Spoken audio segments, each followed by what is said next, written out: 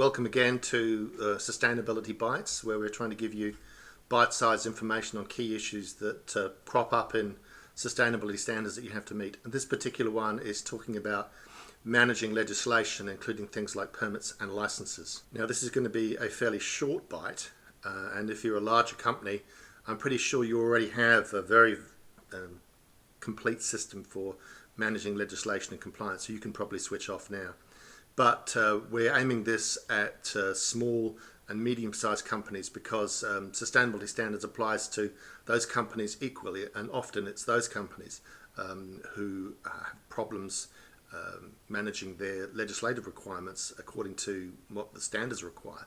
And in fact, the sustainability standards actively try to encourage small and low intensity managed operations to go for certification, either individually or as a group scheme. So this is definitely something that is aimed at you if you're in that category. All of the sustainability standards have clauses to the effect that certificate holders must obey all the laws, applicable laws to their industry within their country, and also international laws and conventions, things like the Convention on Trade in Endangered Species or the International Labour Organization, where they apply in your local context. In any case, you need to be up to date with all the laws and conditions that affect you. You need to be across any changes to them. You need to know how those changes affect your working environment.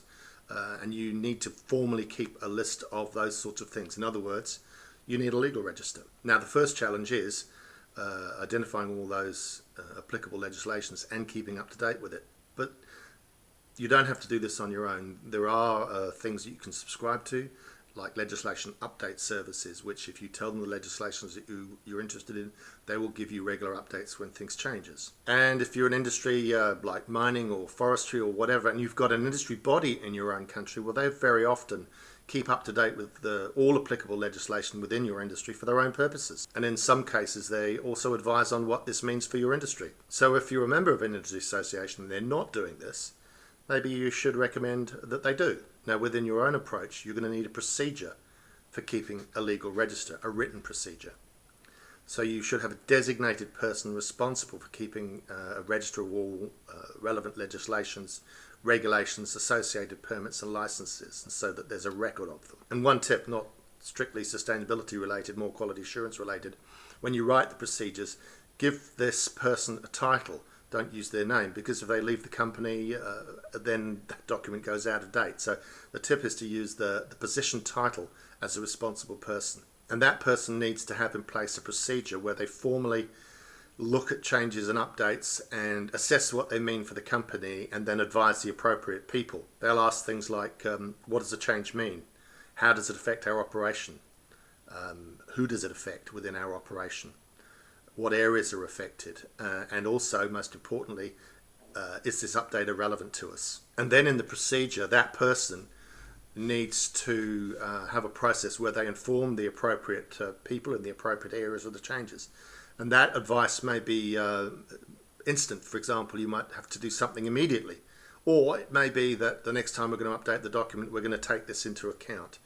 So maybe it's a less urgent update. But either way, that person needs to be advising the relevant people and the relevant departments of the changes and what they mean. That person will also keep a record of those communications, and also if, for example, some sort of update or training is required, they'll be responsible for organising and coordinating that. Now, one tip is that as a company, you probably entered into quite a lot of contracts and agreements, and you probably want to keep these alongside your list of legislative changes, just in case those changes impact on those contracts. And when I say a register, a simple spreadsheet works quite well.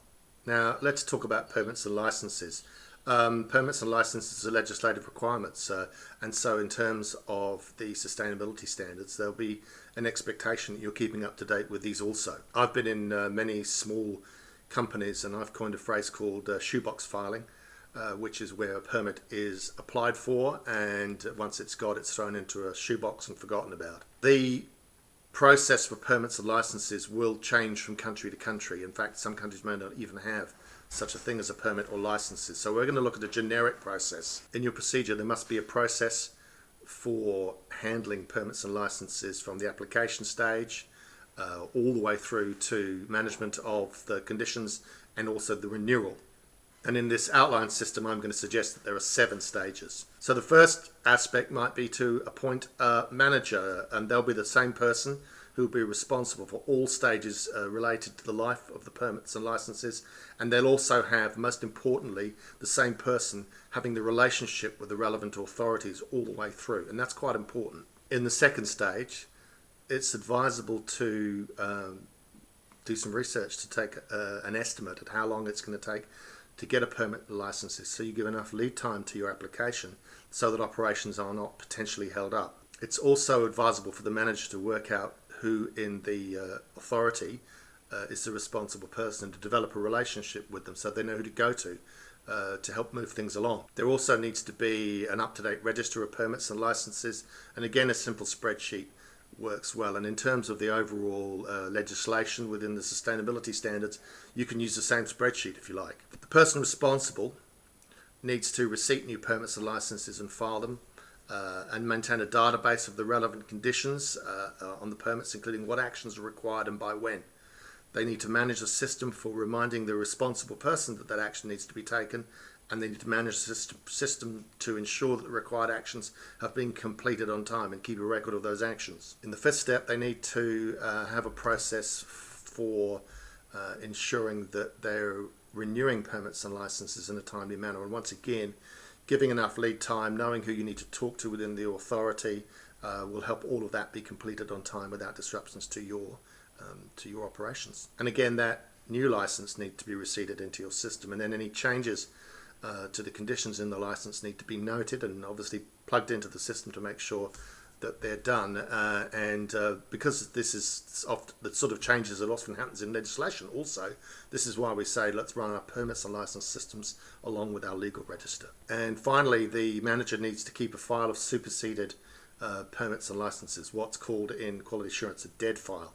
That's quite important because you might have an auditor come along and say the permit conditions said you should do this and you haven't done it, and you can say, well, look, here's the permit that was in place at the time and the conditions were different then and we did do these things. So it's very important to keep superseded documents. Now this may seem a very simple system, and it is, but it's important to have it because the implications are not just not passing a sustainability audit, but you might be breaking the law. We've helped people with frameworks for this. We've got an ebook on it, so go to our website and have a look at that.